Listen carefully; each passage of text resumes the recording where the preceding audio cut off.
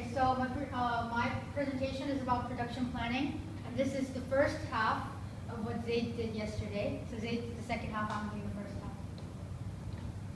Okay, so first, for stock control, define stock. Stocks are materials and goods required to allow production of and supply of products to the consumers. And there are different forms of stock, and there are three forms. And first is raw material components, and these are purchased from outside suppliers, unless they're the suppliers themselves. Then there's work in progress, which is a product that's in between raw materials and finished goods. So they're not yet finished, but they're already assembled together, so they're not raw materials anymore. And the third form is finished good, which is completed production, completed products. Okay, so there are three costs associated with stock holding, and one is opportunity cost, storage cost, and risk of wastage and obsolescence.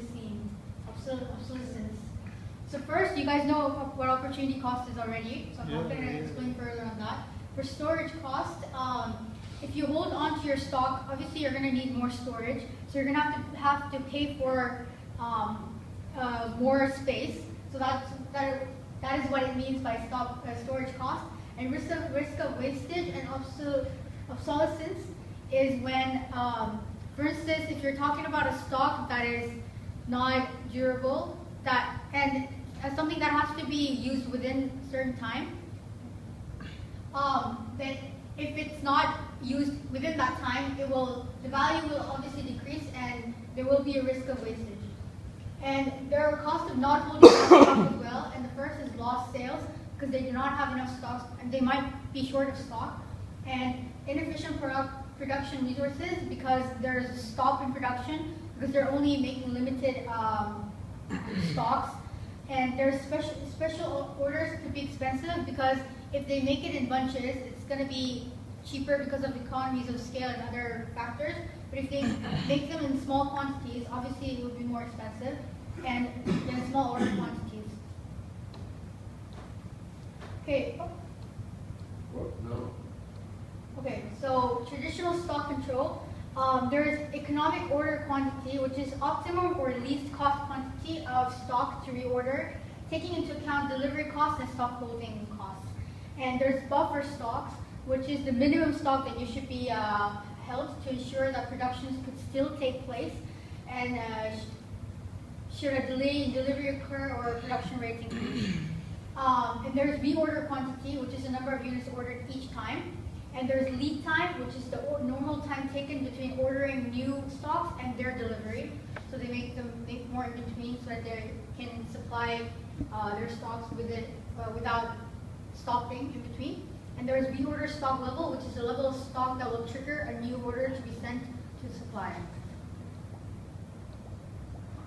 Okay, so there's just in case for controlling the stock level, which is, okay, so there's two types, just in case and just in time. But I'm going to explain just in case first.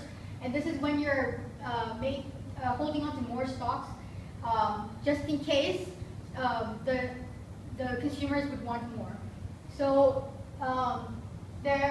to meet these just in case situations, I mean, these are the cases which you might want to use just in case.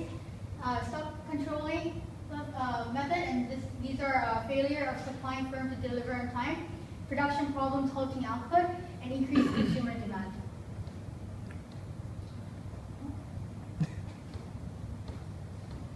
Okay, and so these are disadvantages and advantages of just in case. And some of the advantages are that raw material supply holdups will not lead to production stopping. Economies of scale from bulk discount will reduce average costs.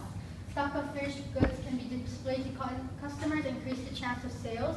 But the disadvantage is the high storage cost, because they have to store them up before they're sold to the consumers, and risk of goods being damaged or becoming outdated. And obviously, if they're outdated, the value will decrease, so it's not going to be profitable to the suppliers. And space used to store stock cannot be used for productive purposes. So, for instance, if they're using a certain space or a certain room for storage, if they weren't storing those stocks, they could use that for another production space. So that is space wasted because of storage. I don't get the point. The second that it doesn't have Oh, you didn't want to check. the stocks of finished goods in these states, but no, the one after it. What, this one? No, left, down, the white one, yeah, that. Stock of finished goods can be displayed. Yeah, so basically, if they have, just in case, they have more stocks than needed, right? That means they can display those stocks in the stores or anything like that. For example, like if you go to any shop, they always have display and they don't sell it, right? Even if it's not. Because they wouldn't have the stock, they would have to be selling. They have more stocks than they would extra think. stock in different space. Oh, that's right. Okay, now it's just in time, and just in time is when they don't have enough like extra stocks, and so it's basically the opposite of just in case, and the products arrive just as they're needed on the production line, and finished goods are delivered to customers as soon as they're completed. And just in time controlling methods, stock controlling methods may not be suitable for all firms at all times.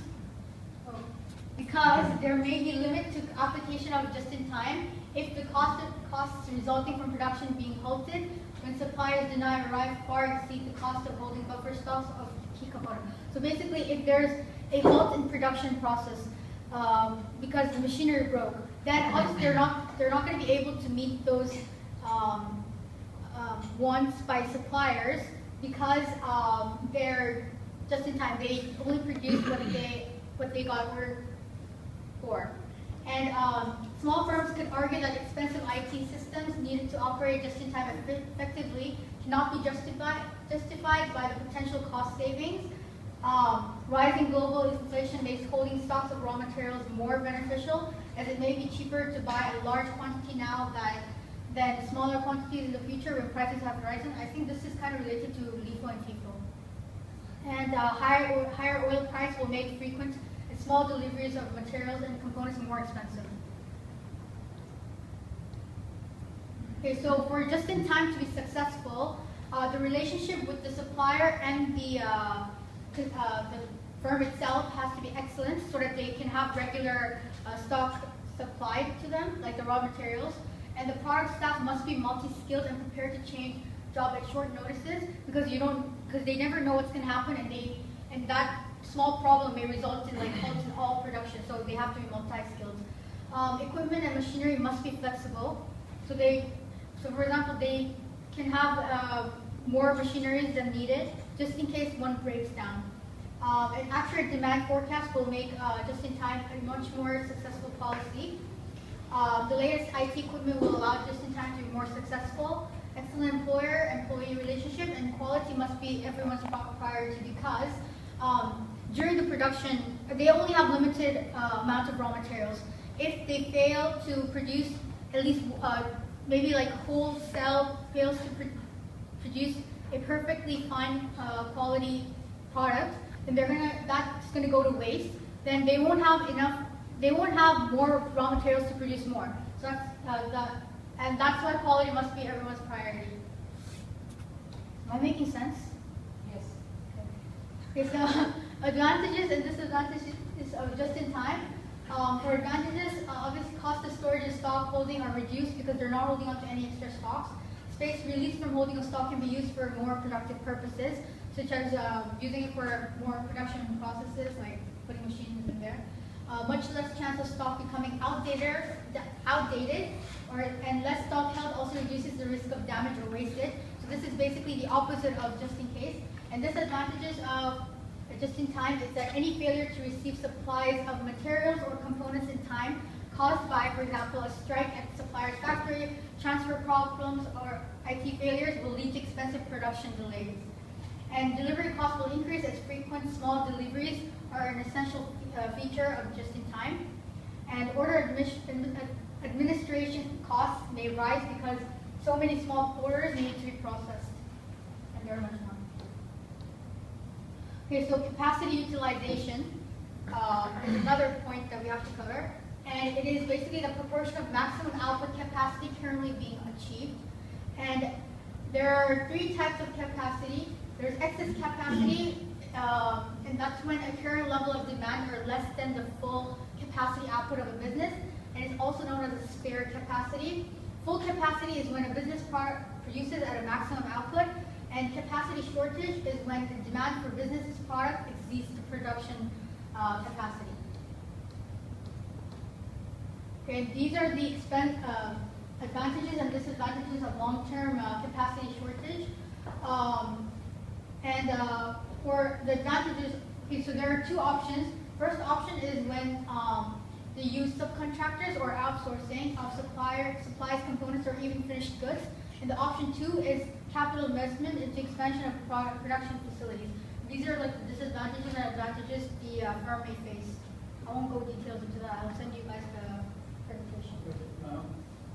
So is the two options ways to deal with long-term capacity shortage, and then you're giving us advantage and disadvantage Yeah. of each option, Yeah. which deals with that. Yeah. So for each